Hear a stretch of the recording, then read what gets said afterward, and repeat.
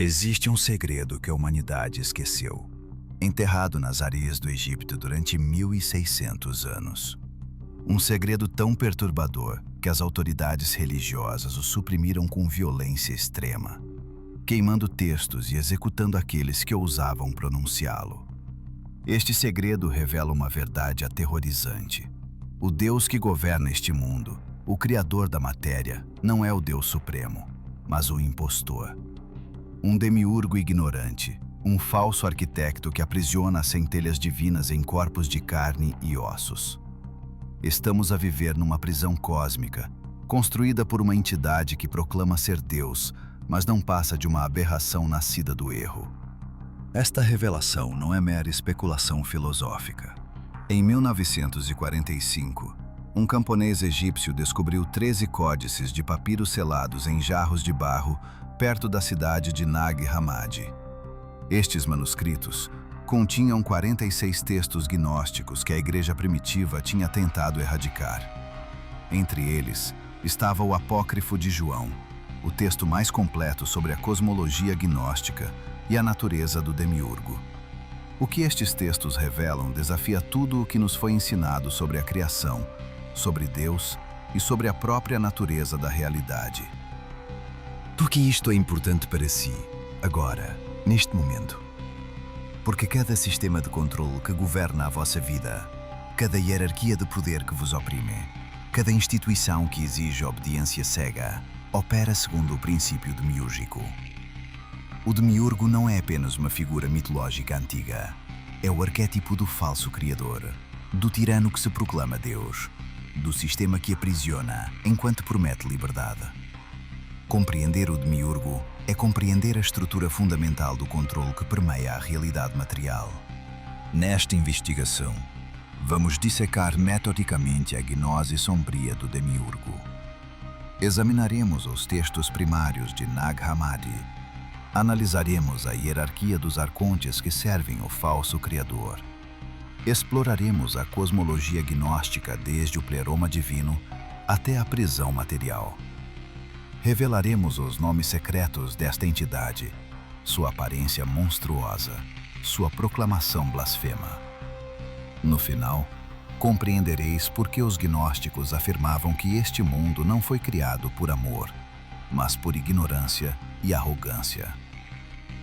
É importante notar que a informação apresentada nesta investigação é baseada em textos gnósticos antigos, escrituras esotéricas e tradições místicas.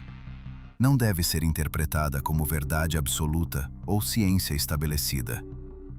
Vamos analisar estas descrições do demiurgo de uma perspectiva histórica e simbólica, investigando sua presença em várias tradições e sua influência no pensamento esotérico. O demiurgo foi retratado não apenas como uma entidade cósmica, mas também como manifestação arquetípica da tirania, do falso conhecimento e do aprisionamento espiritual. Esta investigação não é um convite à prática e não deve ser interpretada como guia para a ação. Investigamos artefatos culturais e estruturas simbólicas da posição de análise histórica e filosófica. Como vós considerais? Vivemos num universo criado por um Deus benevolente ou numa simulação construída por uma inteligência imperfeita? Será que o Criador deste mundo material é verdadeiramente o Deus Supremo ou apenas um arquiteto inferior que nos mantém aprisionados? Escrevei as vossas reflexões nos comentários, porque esta questão vai ecoar através de toda a nossa investigação.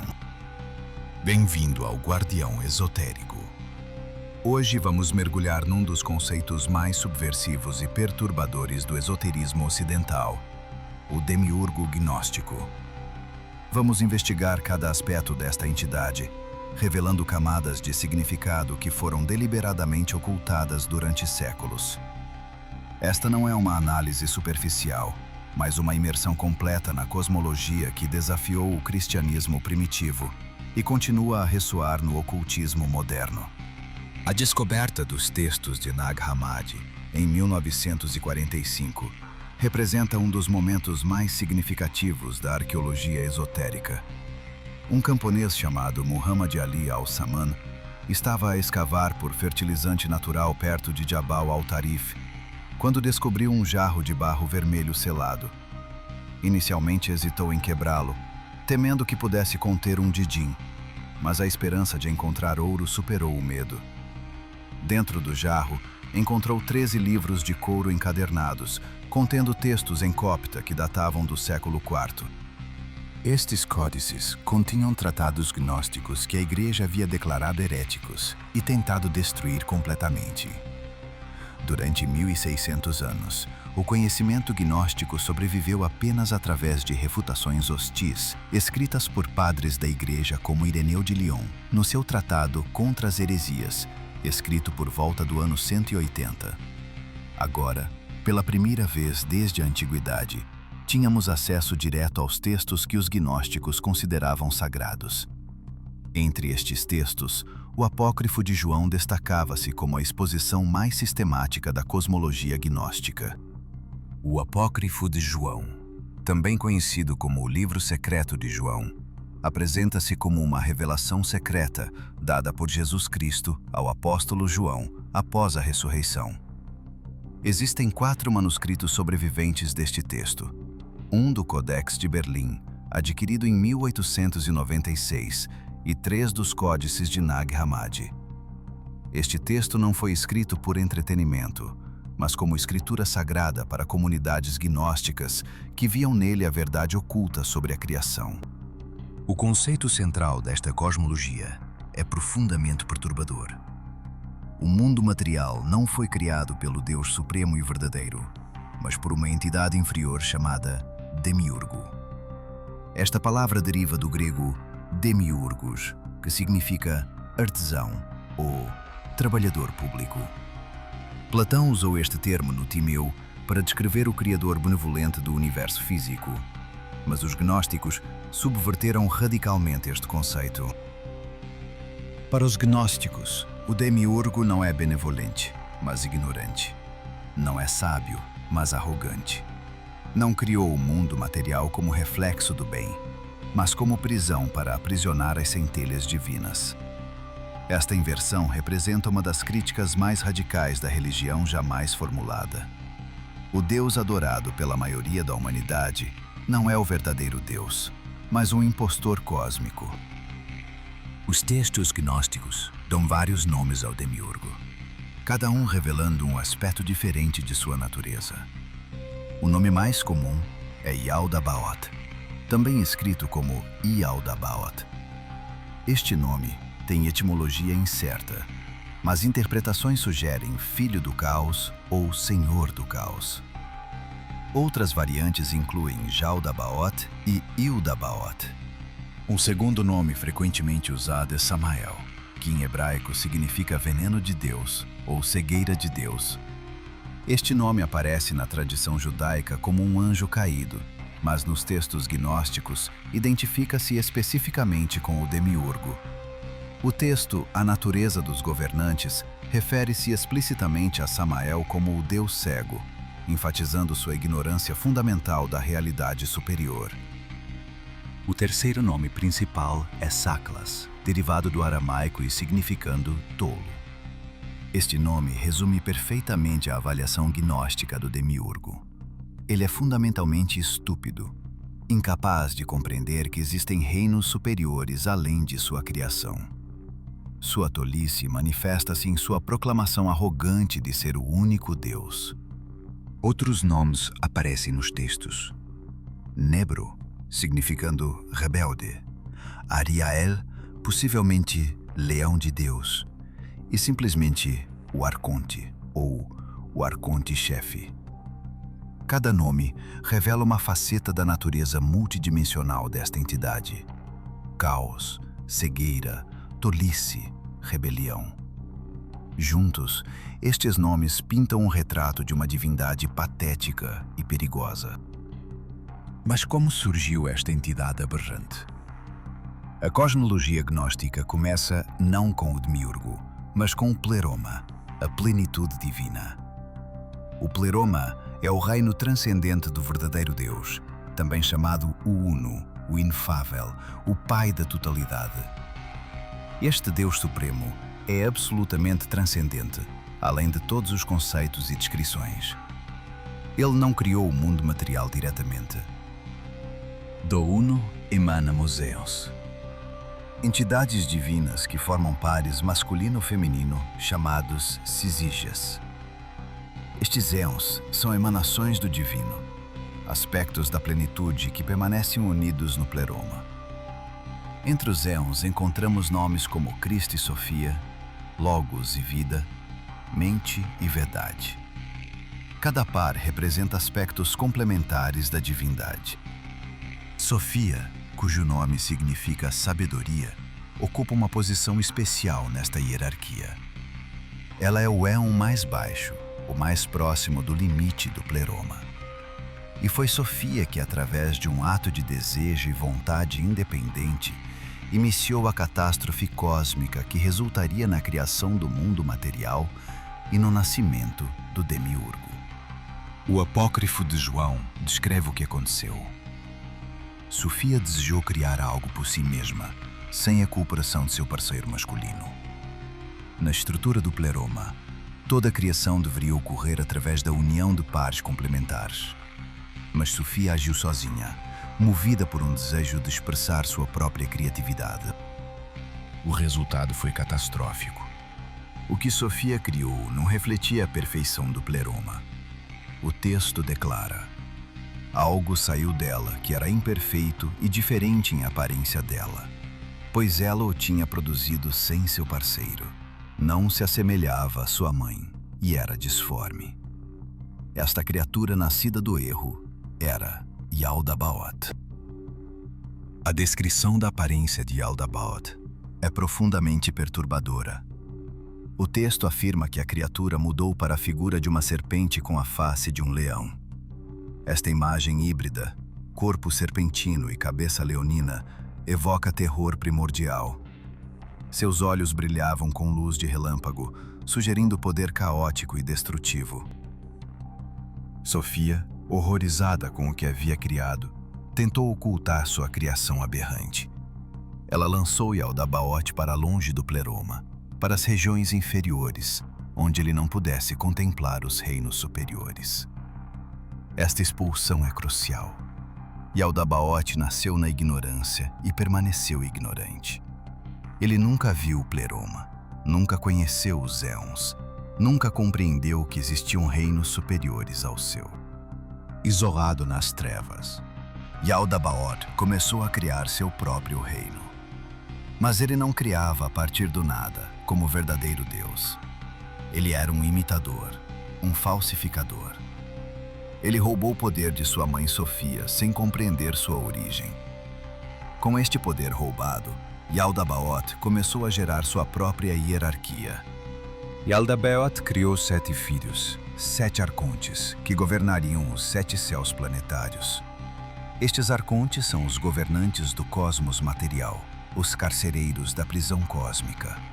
Cada arconte governa uma esfera planetária e um dia da semana, estruturando não apenas o espaço, mas também o tempo da realidade material. Os nomes destes 7 arcontes variam ligeiramente entre os textos gnósticos, mas a estrutura permanece consistente. Eles são frequentemente identificados com os 7 planetas visíveis da astronomia antiga: Lua, Mercúrio, Vênus, Sol, Marte, Júpiter e Saturno. Cada arconte possui aparência bestial, refletindo sua natureza inferior. O primeiro arconte é Atoth, também chamado Yaoth, com face de ovelha. Ele governa a esfera da Lua e representa as forças lunares de ilusão e mudança.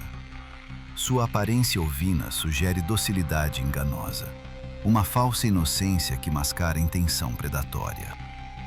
O segundo é Eloaios, também Eloaio, com face de burro. Ele governa Mercúrio e simboliza a teimosia ignorante, a recusa em aceitar verdades superiores. A face de burro evoca a estupidez obstinada, uma das características fundamentais do reino demiúrgico. O terceiro arconte é Astafaios, também Astáfanos, com face de hiena. Ele governa Vênus e representa apetites distorcidos, desejos corrompidos. A hiena, animal carniceiro que se alimenta de morte, simboliza a natureza parasítica destes governantes. O quarto é Yaol, também Yaol, com face de serpente de 7 cabeças. Ele governa o sol e representa a multiplicação do engano. Cada cabeça serpentina sussurra mentiras diferentes, criando confusão e desorientação. Esta é a entidade central da Hebdômada, o núcleo do controlo arcôntico. O quinto arconte é Sabaoth, com face de dragão. Ele governa Marte e simboliza violência organizada, guerra estruturada. O dragão representa poder destrutivo que se acumula e devora. Interessantemente, em algumas tradições gnósticas, Sabaoth eventualmente se rebela contra seu pai Yaldabaoth, após contemplar vislumbres do reino superior. O sexto é Adonaios, também Adonim, com face de macaco. Ele governa Júpiter e representa a imitação grotesca, a caricatura do divino. O macaco imita sem compreender, copia sem criar verdadeiramente. Esta é a essência do reino demiúrgico, imitação estéril da criação autêntica. O sétimo e último arconte primário é Sabataios, também Sabadaios, com face de fogo flamejante. Ele governa Saturno, o planeta mais elevado da cosmologia antiga, e representa o limite final da prisão material. Além de Saturno, encontram-se as estrelas fixas e os reinos supercelestiais, onde habita a verdadeira divindade. Estes 7 arcontes não trabalham sozinhos. Cada um deles criou 6 poderes subordinados, que por sua vez criaram 7 anjos cada. O cálculo resulta em 365 anjos inferiores, um para cada dia do ano solar. Esta hierarquia matemática revela como o tempo material é estruturado para aprisionar as almas. Mas a história mais perturbadora da cosmologia demiúrgica ainda não foi contada. A proclamação blasfema de Yaldabaoth. Rodeado por sua criação, pelos arcontes e anjos que tinha gerado, Yaldabaoth olhou para seu reino e proclamou: Eu sou um Deus ciumento, e não há outro Deus além de mim. Esta proclamação ecoa diretamente o primeiro mandamento do Antigo Testamento e passagens do profeta Isaías. Para os gnósticos, isto não era coincidência. Eles identificavam Yaldabaoth com Yahvé, o Deus do Antigo Testamento. A proclamação de ciúme revela a ignorância fundamental. Um Deus verdadeiramente supremo não seria ciumento, pois não haveria nada de que ter ciúme. A própria declaração, não há outro Deus além de mim, contém sua própria refutação. Ao proclamar que não existem outros deuses, Yaldabaoth inadvertidamente admite a possibilidade de sua existência. Um ser verdadeiramente único não precisaria proclamar sua unicidade. Esta proclamação é o grito desesperado de uma entidade que suspeita, mas não pode confirmar, que existem poderes superiores. Os éons no Pleroma ouviram esta proclamação arrogante e ficaram horrorizados. O texto diz que todo o reino do primeiro governante tremeu e os fundamentos do abismo foram abalados. A blasfêmia de Yaldabaoth reverberou através dos reinos cósmicos, revelando a profundidade de sua ignorância. Foi neste momento que as forças superiores decidiram intervir. Não podiam permitir que esta criatura ignorante mantivesse poder absoluto sobre o reino material que havia criado. O plano para libertar as centelhas divinas aprisionadas no mundo demiúrgico estava prestes a começar. Os éons criaram uma estratégia sutil. Eles não atacariam Yaldabaoth diretamente, pois ele era poderoso em seu próprio reino. E, em vez disso, usariam a própria ignorância do demiurgo contra ele. Eles fariam com que Yaldabaoth criasse um recipiente para a luz divina, sem perceber o que estava fazendo. O momento crucial chegou, quando Yaldabaoth contemplou as águas caóticas de seu reino. Nas águas ele viu um reflexo da imagem divina do Uno, que havia sido projetada desde os reinos superiores. Esta imagem era o Antropos divino, o homem celestial, a forma arquetípica da humanidade. Yaldabaoth não compreendeu que estava vendo um reflexo de algo superior a si mesmo. Em sua arrogância, ele acreditou que a imagem vinha de seu próprio poder. Ele convocou os arcontes e declarou: "Vinde, vamos criar um ser humano à imagem de Deus e com semelhança a nós mesmos, para que esta imagem humana possa nos dar luz." Esta linha é uma paráfrase direta de Gênesis 1, versículo 26, mas com uma inversão gnóstica crucial. No texto bíblico, Deus cria a humanidade à sua imagem. No texto gnóstico, o falso criador cria a humanidade tentando capturar a imagem do verdadeiro Deus que ele não compreende. A humanidade não é criada como reflexo do demiurgo, mas como armadilha para capturar luz superior. Os arcontes começaram o trabalho de criação. Eles moldaram um corpo de barro, mas este corpo era inerte, incapaz de movimento. Cada arconte contribuiu com uma parte. Um criou os ossos, outro a carne, outro os órgãos. O resultado foi uma forma psíquica, um corpo com aparência humana, mas sem vida verdadeira. O corpo jazia imóvel por um tempo imenso. Os arcontes não conseguiam animá-lo, não importa o quanto tentassem. Eles não possuíam o poder da vida verdadeira, apenas poder de formar matéria morta. Sua criação permanecia um cadáver elaboradamente construído. Foi então que Sofia interveio, buscando corrigir o erro que havia iniciado ao criar Yaldabaoth. Ela pediu ao Uno que enviasse ajuda. A resposta foi a emanação de uma centelha divina, um fragmento de luz do pleroma. Esta centelha foi soprada para dentro do corpo de barro que os arcontes haviam criado. No momento em que a centelha divina entrou no corpo, Adão despertou. Seus olhos abriram-se, ele começou a mover-se, e um brilho emanava dele. Este brilho aterrorizou os arcontes, pois reconheceram que algo superior ao deles estava agora presente no mundo material. Adão possuía conhecimento e compreensão que os próprios arcontes não tinham. Yaldabaoth e os arcontes perceberam seu erro. Eles haviam sido enganados para criar um recipiente para a luz divina. Adão não era sua criação obediente, mas um portador de gnose superior. Esta revelação encheu-os de inveja e medo. Eles precisavam encontrar uma forma de subjugar este ser luminoso que haviam inadvertidamente trazido à existência. A solução dos arcontes foi aprisionar ainda mais profundamente a centelha divina.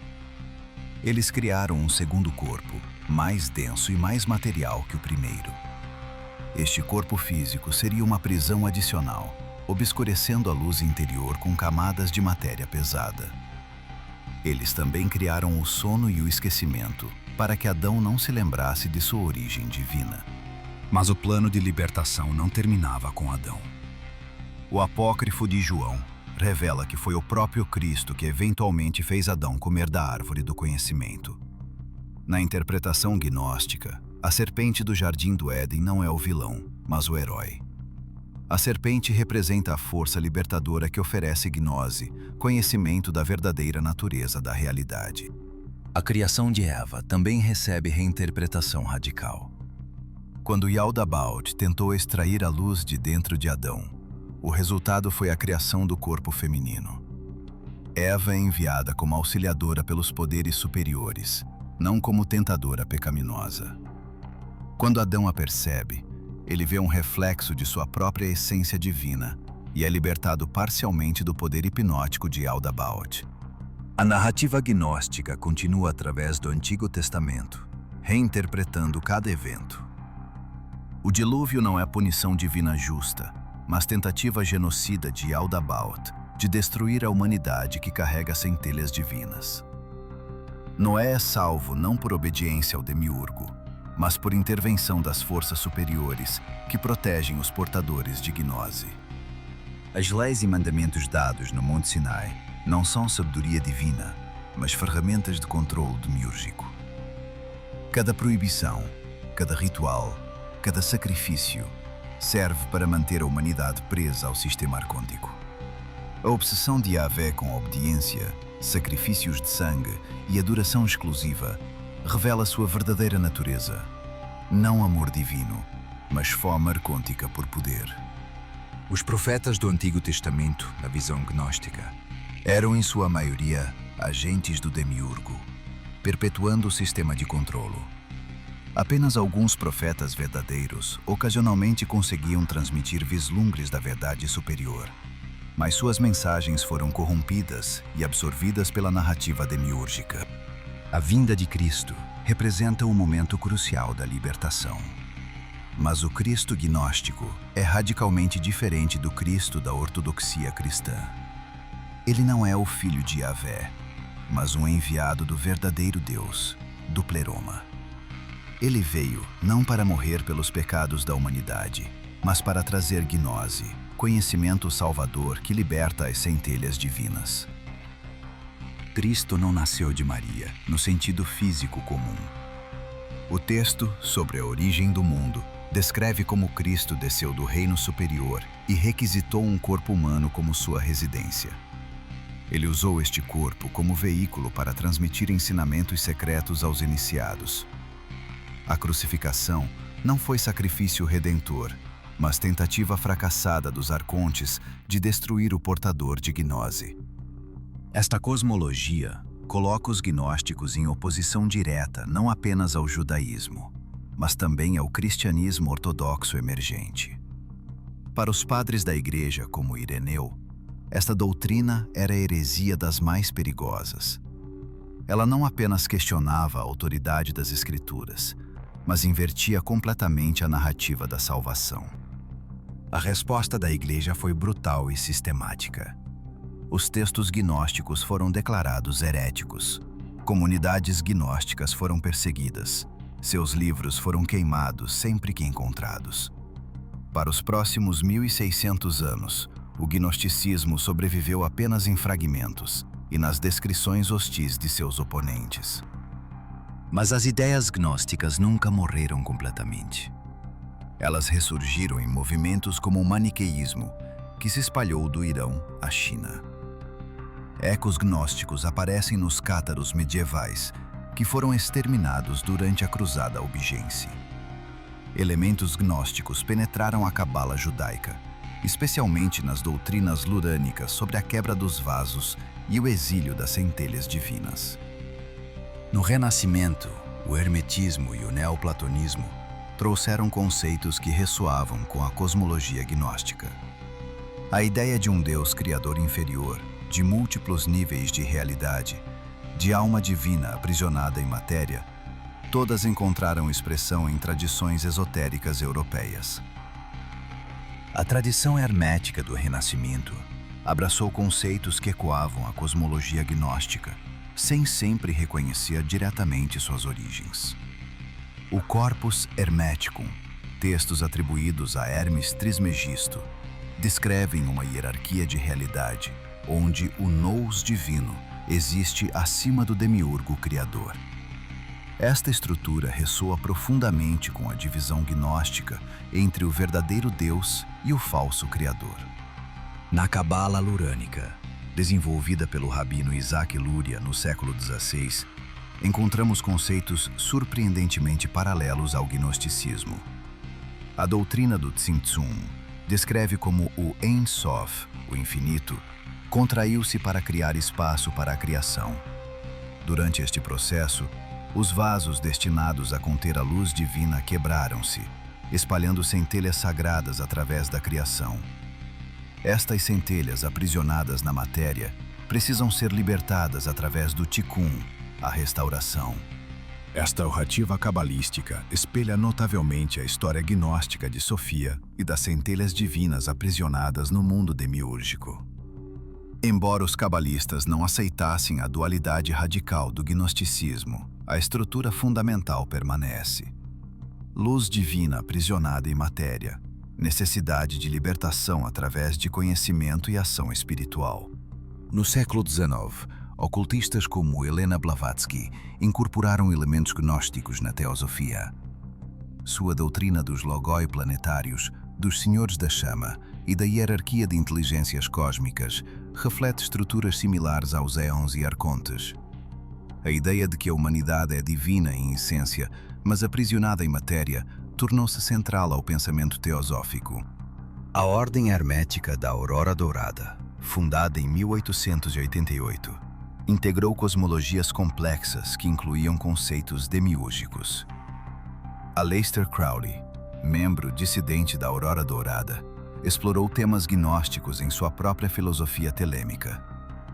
Seu conceito da True Will, a vontade verdadeira além das imposições sociais e religiosas, ecoa a busca gnóstica pela centelha divina interior, além das leis demiúrgicas. Carl Jung trouxe o gnosticismo para a psicologia moderna através de seus conceitos de arquétipos e do self. Jung viu os arcontes como representações de complexos psicológicos que dominam a consciência.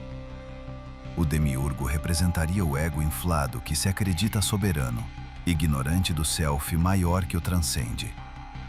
A jornada de individuação junguiana paralela à gnose, descobrir a verdadeira natureza além das ilusões do ego. Jung escreveu extensivamente sobre seu encontro com o gnosticismo em seu livro vermelho e em Septem Sermones ad Mortus, os 7 sermões aos mortos. Neste texto, Jung, escrevendo sob o pseudônimo de Basilides, um gnóstico histórico, articula uma cosmologia que mistura gnosticismo com sua própria psicologia. O texto fala de Abraxas, entidade que transcende a divisão entre bem e mal, Deus e demônio. Abraxas, figura proeminente no gnosticismo basilidiano, representa uma síntese de opostos. O nome contém 7 letras gregas que somam 365, o número de dias do ano, sugerindo totalidade cósmica.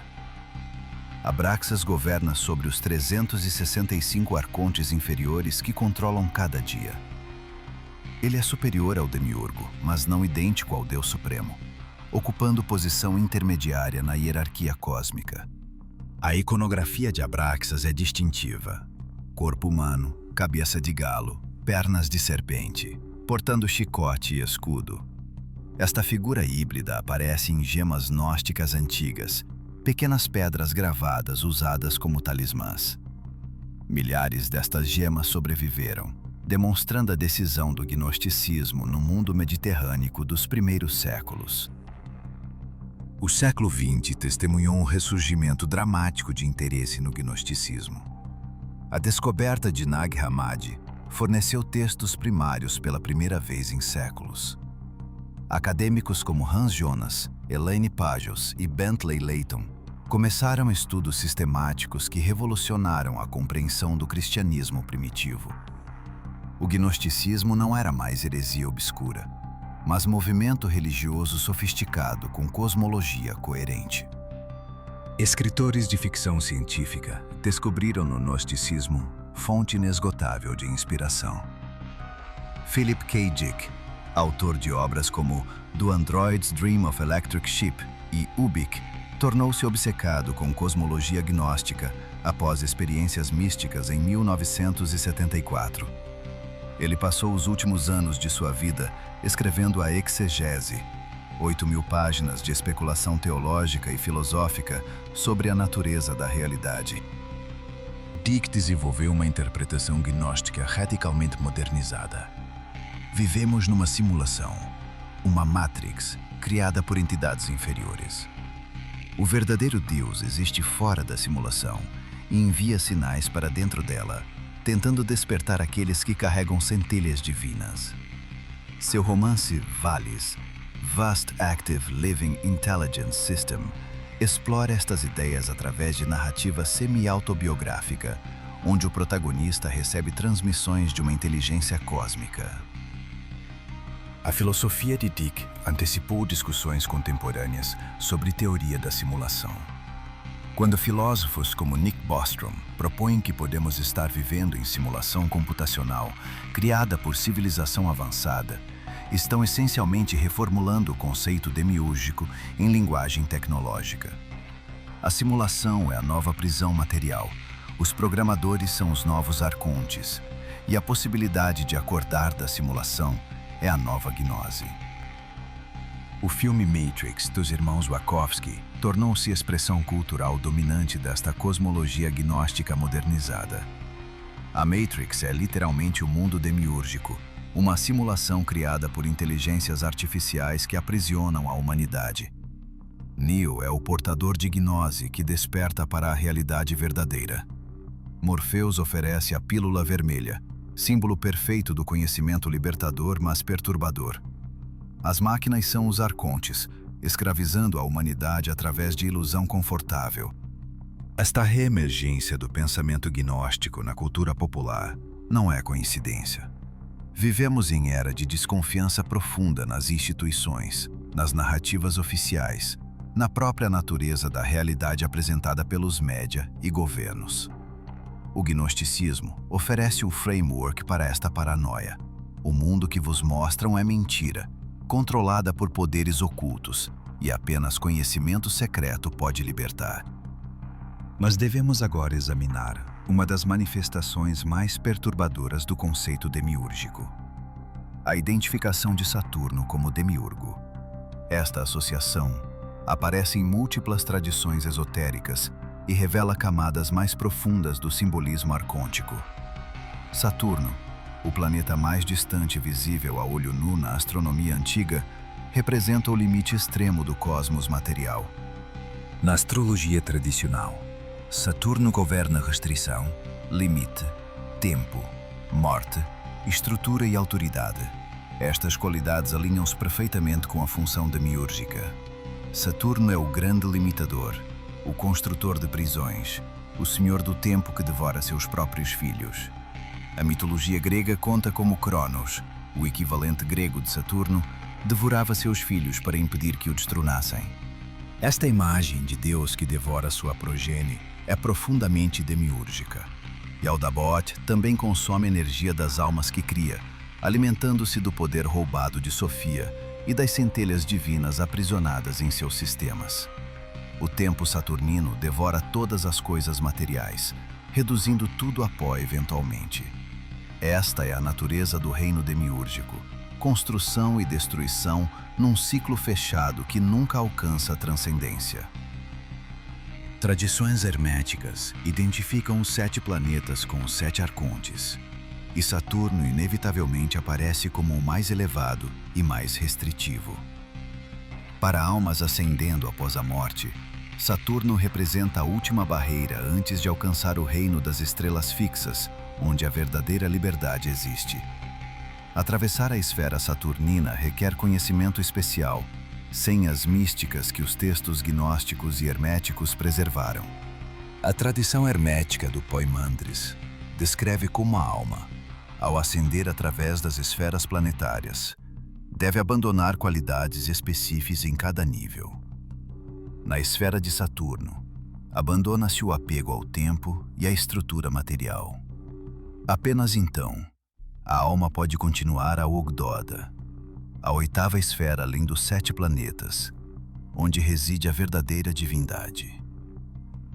No ocultismo moderno, a associação entre Saturno e o demiurgo tornou-se controversa, mas influente. Grupos esotéricos como a Fraternitas Saturni, a Fraternidade de Saturno, fundada na Alemanha em 1926, abraçam explicitamente o simbolismo saturnino sombrio.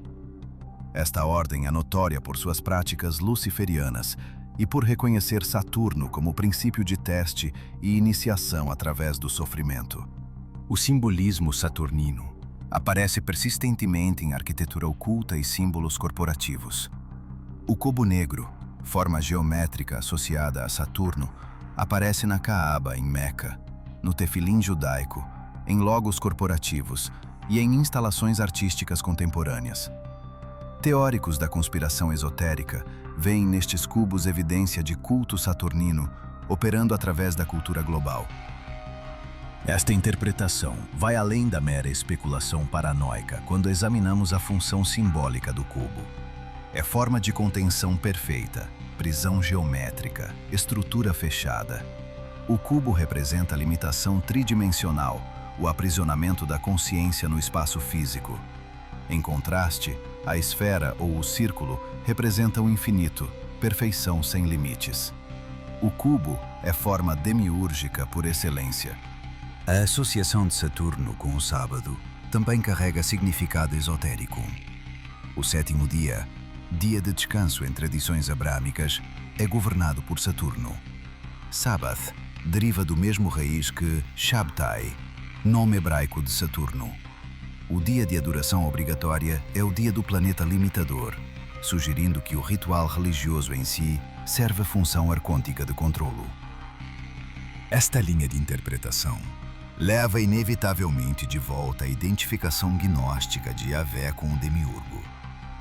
Se Saturno é o demiurgo e Saturno governa o sábado, então o Deus que ordena a adoração sabática é saturnino, demiúrgico, arcôntico.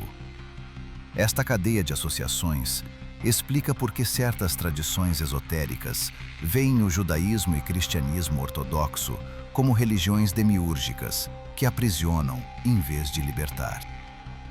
Devemos agora examinar como diferentes tradições gnósticas interpretaram a relação entre o demiurgo e o mal. Alguns sistemas gnósticos, como o marcionismo, viam o demiurgo como ativamente malévolo, um deus de crueldade e injustiça. Marcião de Sinope, no século II, ensinou que o Deus do Antigo Testamento era diferente e inferior ao Pai revelado por Jesus. O Deus veterotestamentário era justiceiro, ciumento, vingativo, exigindo obediência e sacrifícios sangrentos. O Jesus marcionita vinha para libertar a humanidade do Deus Criador cruel. Marcião rejeitava completamente o Antigo Testamento como escritura inspirada, vendo-o como revelação de divindade inferior. Esta posição extrema levou à sua excomunhão, mas comunidades marcionitas persistiram por séculos através do mundo mediterrâneo e Médio Oriente. Outros gnósticos, particularmente os valentinianos, tinham uma visão mais nuançada. Para Valentino e seus seguidores, o demiurgo não era malévolo, mas simplesmente ignorante. Sua falha era epistemológica, não moral. Ele não compreendia sua própria natureza limitada, nem a existência de reinos superiores. Suas ações prejudiciais surgiam de ignorância, não malícia intencional. Esta distinção é filosoficamente significativa. Se o demiurgo é ignorante em vez de mau, então o problema cósmico não é conflito entre bem e mal absolutos, mas entre conhecimento e ignorância. A solução não é vitória militar sobre forças malignas, mas iluminação, gnose, que revela a verdadeira natureza da realidade, tanto para as almas aprisionadas, quanto potencialmente para o próprio demiurgo. Alguns textos gnósticos descrevem a eventual redenção do demiurgo. Quando o demiurgo finalmente reconhece sua ignorância e aceita a existência do verdadeiro Deus, ele pode ser reintegrado na ordem cósmica. O arconte Sabaote, por exemplo, é descrito em alguns textos como tendo se rebelado contra Yaldabaoth após ter vislumbrado Sofia e o pleroma. Sabaote foi elevado acima dos outros arcontes e colocado no sétimo céu como governante parcialmente redimido. Esta possibilidade de redenção arcôntica introduz complexidade moral na cosmologia gnóstica. Os arcontes não são demônios eternos condenados à destruição, mas seres que podem potencialmente despertar. Esta perspectiva transforma a narrativa gnóstica de guerra cósmica em drama educacional, onde até os tiranos ignorantes podem eventualmente aprender verdade. A questão do mal, em cosmologia gnóstica, levanta problemas filosóficos profundos. Se o mundo material é criação de entidade ignorante ou malévola, de onde vem o bem que experimentamos? Como explicar beleza, amor, compaixão num cosmos demiúrgico? Os gnósticos respondiam que toda experiência genuína de bondade, beleza e verdade vem das centelhas divinas aprisionadas na matéria, não da estrutura material em si. A natureza é bela porque centelhas divinas animam todas as formas vivas, fazendo-as refletir o pleroma distantemente. Amor genuíno ocorre quando duas centelhas divinas reconhecem uma a outra através dos véus da matéria. Verdadeiras intuições vêm de momentos quando a centelha interior consegue penetrar as ilusões arcônticas. Tudo que é autenticamente bom no mundo material é residual, refletido, emprestado do divino aprisionado dentro. Esta visão explica a experiência gnóstica da realidade como fundamentalmente alienante. O mundo não parece lar porque não é lar. A sensação persistente de que algo está errado, de que realidade é prisão, não é patologia, mas insight genuíno. Os gnósticos eram existencialistas avant la lettre, reconhecendo o absurdo e a alienação como características objetivas da condição humana. Sofia desempenha papel complexo como ponte entre pleroma e mundo material. Ela é simultaneamente causa do problema e agente da solução. Seu erro criou Yaldabaoth, mas sua persistência em auxiliar a humanidade oferece caminho de retorno. Sofia habita dois reinos. Uma versão superior permanece no pleroma, enquanto uma versão inferior, às vezes chamada Ashamoth, vagueia pelo mundo material tentando corrigir seu erro. A angústia de Sofia após criar o demiurgo é descrita em termos profundamente emocionais nos textos gnósticos. Ela experimenta medo, tristeza, confusão e ignorância. Estas paixões de Sofia tornam-se, em algumas cosmologias, a própria substância da matéria. O mundo material é literalmente construído do sofrimento divino, cristalizado em forma física. Esta é uma das ideias mais sombrias do gnosticismo. Habitamos mundo construído de dor. Esta origem traumática da matéria explica por que a existência material envolve inevitavelmente sofrimento. Dor não é punição por pecado, nem teste moral, mas característica estrutural de realidade construída de emoções negativas. De Sofia. Viver em corpo físico é participar no sofrimento cósmico que deu origem ao universo material. Mas Sofia não abandona sua criação ao desastre. Ela trabalha secretamente para libertar as centelhas divinas aprisionadas. Em alguns textos, ela envia seu filho Cristo como Salvador. Em outros, ela mesma desce disfarçada para ensinar gnose. O mito de Sofia transforma-se em narrativa de redenção através de persistência maternal, de amor que não desiste, mesmo diante de erro catastrófico. A figura de Sofia oferece contraponto feminino às divindades masculinas dominantes, tanto no judaísmo quanto no cristianismo ortodoxo. Ela é sabedoria personificada, mas sabedoria que pode errar, sofrer e lutar por redenção. Esta feminilidade divina vulnerável, mas persistente, atraiu especialmente estudiosas feministas do gnosticismo, que veem em Sofia alternativa a teologias patriarcais. A relação entre Sofia e Maria também foi explorada em interpretações gnósticas. Maria não é simplesmente mãe humana de Jesus, mas manifestação de Sofia no mundo material. Através de Maria, Sofia participa diretamente no plano de salvação, encarnando no nível humano para facilitar a descida de Cristo. Esta mariologia gnóstica eleva Maria a status quase divino, como aspecto da própria sabedoria cósmica. Devemos agora confrontar implicações práticas e éticas desta cosmologia. Se o mundo é prisão demiúrgica, como devemos viver nele? Os gnósticos históricos respondiam de formas diversas. Alguns adotavam ascetismo extremo, rejeitando o prazer material como armadilha arcôntica. O corpo, sendo criação do demiurgo, deveria ser mortificado, suas necessidades negadas. Outros gnósticos chegavam à conclusão oposta. Se leis morais foram estabelecidas pelo demiurgo, então violá-las é um ato de rebelião espiritual. Esta posição libertina argumentava que indulgência em prazeres proibidos demonstra a liberdade das leis demiúrgicas. Estes gnósticos escandalizavam críticos com alegações de rituais sexuais e violações deliberadas de tabus. A maioria dos gnósticos provavelmente ocupava a posição intermediária: viver no mundo sem ser do mundo, engajar o necessário enquanto mantinha desapego interior. O objetivo não era destruir o corpo ou glorificá-lo, mas reconhecer sua natureza temporária e enganosa, enquanto nutrisse a centelha divina interior através de conhecimento e prática espiritual. A ética gnóstica enfatiza a autenticidade sobre obediência.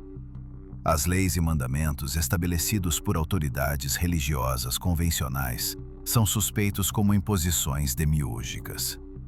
Verdadeira moralidade vem de reconhecer e honrar a centelha divina em si mesmo e nos outros. Ações que aprisionam ou obscurecem esta centelha são más. Ações que a libertam ou iluminam são boas. Esta ética individualista inevitavelmente coloca gnósticos em conflito com estruturas sociais estabelecidas. Se a autoridade institucional é arcôntica por natureza, então resistir a ela torna-se imperativo espiritual. Esta posição explica por que gnósticos foram consistentemente perseguidos. Eles não desafiavam apenas doutrinas teológicas específicas, mas o próprio princípio de autoridade religiosa centralizada. O gnosticismo oferece, portanto, filosofia intrinsecamente revolucionária. Toda hierarquia é suspeita, toda autoridade que exige obediência cega é demiúrgica. Toda instituição que suprime questionamento opera segundo o princípio arcôntico.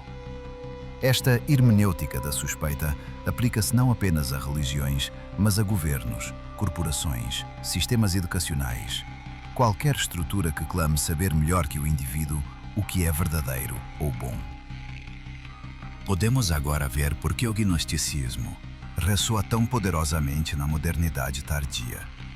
Vivemos em era de desconfiança institucional massiva, onde revelações de corrupção, manipulação e controlo surgem constantemente. Governos mentem, corporações exploram, instituições religiosas abusam de confiança. O framework gnóstico oferece explicação.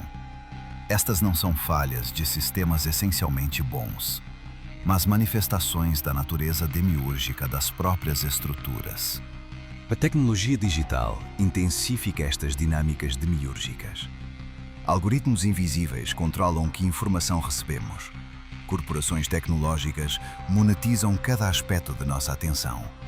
Vigilância penetra cada esfera da vida. Vivemos em Matrix literal, não simulação física, mas informacional, onde a realidade é mediada através de telas e filtros controlados por novos arcontes em Silicon Valley.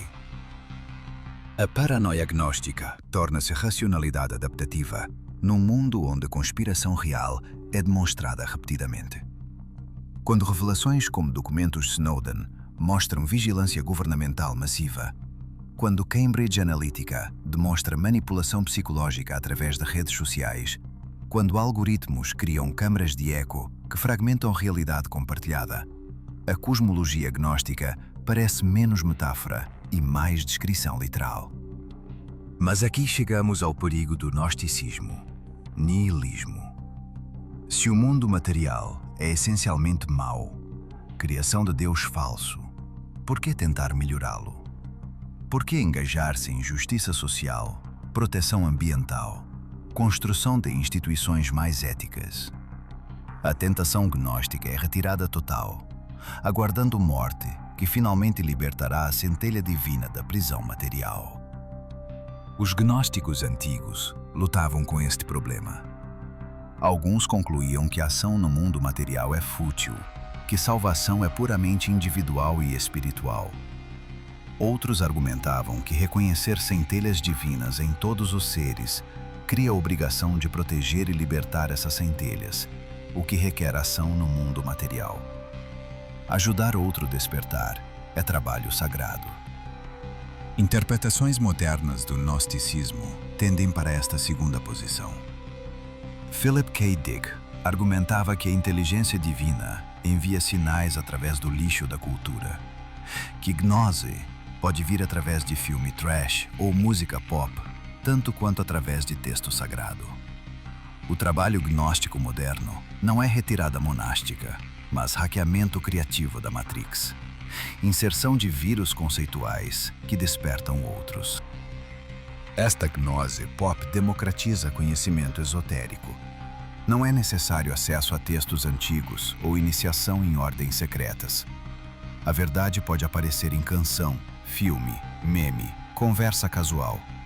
Qualquer coisa pode ser vetor de despertar se penetrar as defesas arcônticas da mente condicionada. Esta é a visão radicalmente igualitária de iluminação. Mas isto levanta a questão final. O que acontece após gnose?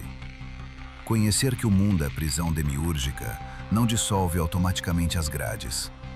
A Matrix não desaparece porque Neo vê seu código. As estruturas arcônticas permanecem operacionais. Então qual é o ponto do despertar se a prisão persiste? A resposta gnóstica é que gnose muda fundamentalmente a relação com a prisão. Conhecimento liberta não necessariamente mudando circunstâncias externas, mas transformando consciência interior. Aquele que conhece sua natureza divina não é mais controlado por medos e desejos que os arcontes manipulam. Poder arcôntico funciona através de ilusão. Dissipar ilusão quebra o poder. Além disso, gnose não é experiência puramente individual, mas transmissível. Aquele que desperta pode ajudar outros a despertar. Cada centelha divina que reconhece sua verdadeira natureza enfraquece o sistema demiúrgico. Se suficientes despertarem, o próprio demiurgo pode ser transformado ou transcendido. A libertação cósmica começa com libertação individual, mas não termina ali.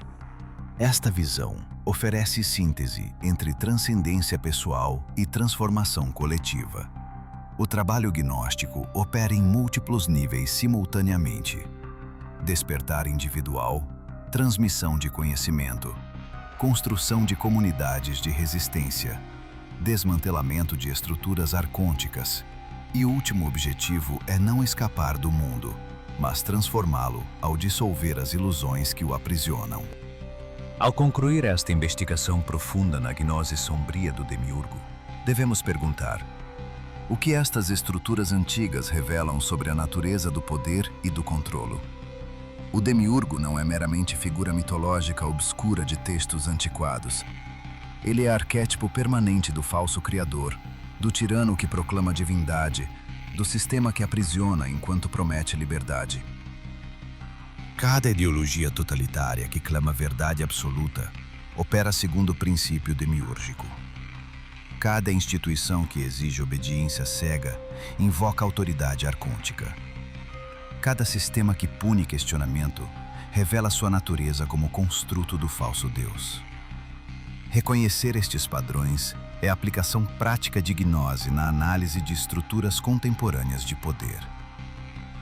O gnosticismo oferece ferramentas conceituais para diagnosticar formas de controlo que se disfarçam como libertação. Quantas revoluções proclamaram liberdade apenas para instalar novas tiranias? Quantos movimentos espirituais prometeram iluminação, mas criaram cultos de controlo mental? Quantas tecnologias vendidas como emancipatórias tornaram-se instrumentos de vigilância? O olhar gnóstico penetra estas inversões, identificando o demiúrgico sob máscara do divino. Mas a lição mais profunda do mito demiúrgico pode ser autorreflexiva. Cada um de nós carrega potencial demiúrgico. Quando proclamamos certeza absoluta, quando exigimos obediência de outros, quando construímos sistemas que aprisionam enquanto proclamam libertar, nós mesmos operamos como mini-demiurgos. A tentação de ser Deus falso habita toda a consciência. A verdadeira gnose, portanto, começa com humildade epistemológica. Reconhecer os limites do próprio conhecimento, desconfiar de próprias proclamações de verdade absoluta, permanecer aberta à possibilidade de reinos superiores além da compreensão atual. Esta não é relativismo que nega a possibilidade de verdade, mas reconhecimento de que verdade última pode sempre transcender formulações atuais. A cosmologia gnóstica permanece provocação radical contra toda forma de fundamentalismo, seja religioso, político ou científico. Ela insiste que intermediários institucionais entre indivíduo e divino são suspeitos. Ela afirma que cada ser humano carrega a centelha divina que não requer validação externa. Ela proclama que conhecimento libertador não vem de autoridade, mas de despertar interior. Estas não são meras abstrações filosóficas, mas princípios com implicações existenciais concretas. Viver gnosticamente significa questionar constantemente narrativas recebidas, cultivar ceticismo saudável sobre reivindicações de autoridade, buscar experiência direta em vez de dogma transmitido, reconhecer divindade em si mesmo e outros sem mediação institucional. Significa também aceitar solidão que vem de ver através de ilusões que outros ainda habitam. O despertar gnóstico é frequentemente isolante, separando aquele que vê da matriz social de significado compartilhado. Os textos gnósticos estão repletos de imagens de estrangeiro, exilado, estranho num mundo hostil. Esta alienação não é patologia, mas reconhecimento preciso de condição humana em cosmos demiúrgico. Mas solidão não precisa ser isolamento total. Comunidades gnósticas antigas e modernas oferecem fellowship de despertados. Reconhecimento mútuo entre portadores de gnose cria ligações que transcendem convenções sociais superficiais. Quando duas centelhas divinas reconhecem uma a outra, relação diferente torna-se possível, não baseada em papéis sociais, mas em essência compartilhada. A pergunta permanece: o que é verdadeiramente o demiurgo? É entidade literal? Inteligência cósmica real que governa mundo material? É arquétipo psicológico, estrutura interna da consciência não iluminada? É metáfora filosófica para descrever sistemas de controlo? É projeção do medo humano do desconhecido? A resposta gnóstica seria provavelmente sim, todas estas coisas. A cosmologia gnóstica opera em múltiplos níveis simultaneamente: literal, psicológico, metafórico, sociológico. Sua verdade não é redutível a um único nível de interpretação. O demiurgo é real de todas estas formas e possivelmente de formas que ainda não compreendemos. Esta multiplicidade interpretativa é força, não fraqueza. Ela permite que a cosmologia gnóstica permaneça relevante através de contextos culturais radicalmente diferentes. O demiurgo dos textos antigos, Yaldabaoth com face de leão, pode parecer mítico e distante. Mas quando reconhecemos o mesmo padrão em algoritmos de vigilância, corporações transnacionais, ideologias totalitárias, a imagem torna-se chocantemente contemporânea. Vivemos num tempo de ressurgimento gnóstico, porque vivemos num tempo que revela estruturas demiúrgicas com clareza sem precedentes. A promessa da modernidade, progresso ilimitado através da razão e tecnologia, revelou-se ela mesma proclamação demiúrgica. Progresso trouxe não apenas libertação, mas novas formas de aprisionamento. Controlo algorítmico que penetra mais profundamente que correntes físicas jamais poderiam. Esta investigação apenas arranha a superfície de mistérios que se estendem por milênios e penetram até os fundamentos da realidade. O demiurgo permanece enigma, problema que cada geração deve confrontar novamente. Não há solução final, apenas processo contínuo de despertar, questionamento, resistência e busca pela luz que brilha além das esferas arcônticas. Se deseja continuar esta jornada no desconhecido, esta exploração das estruturas ocultas que governam a realidade, permaneça vigilante. Questione tudo, especialmente aquilo que proclama ser inquestionável. Busque a centelha divina dentro de si mesmo, a luz que nenhuma autoridade externa pode validar ou negar. E lembre-se, Conhecimento não é posse, mas processo. Não conclusão, mas abertura contínua ao mistério que transcende todas as formulações. Até a próxima exploração nas sombras do conhecimento proibido, onde investigaremos mais profundamente os segredos que foram escondidos, as verdades que foram suprimidas e as estruturas de poder que operam sob a superfície de realidade consensual. A descida continua. O despertar chama. A gnose aguarda aqueles corajosos o suficiente para confrontar o demiurgo e reconhecer sua própria divindade aprisionada.